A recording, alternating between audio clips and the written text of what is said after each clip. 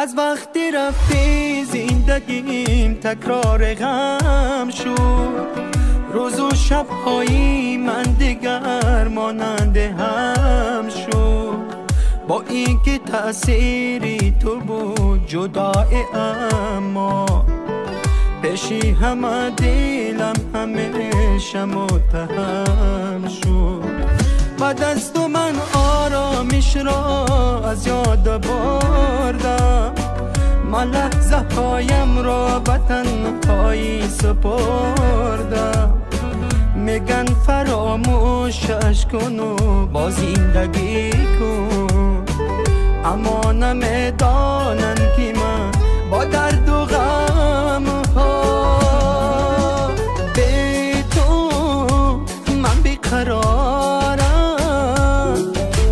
تا کی طاقت بیارم به تو، این خانه زندان است کسی نمیدانه حالی مرا اصلا. برگرد نبودن درد است، ببین چی کار کردی بیرحمانه با من.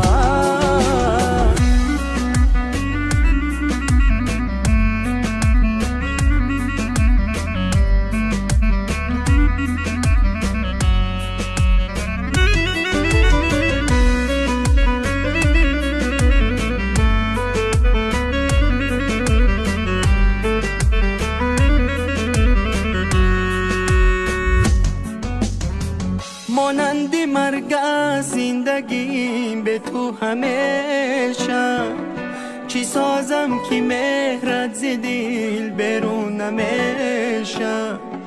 شدم مثل دیوانه تنها تر از غم، زینو میایی پیشمون وقت دیر میشه. هر شب فقط با فکر تو چشمام بستم، من از رشکی بیهوده دیگه خستم. چند ساله که دل تنگی آمون گریه کردم، چند ساله که از تو جدا قلبم شکستم. به تو من بیقرارم،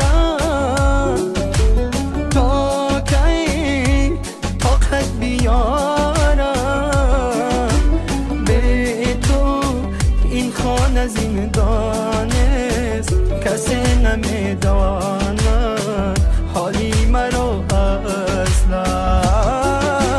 برگرد نبودن درد است، ببین چی کار کردی بیرحمانه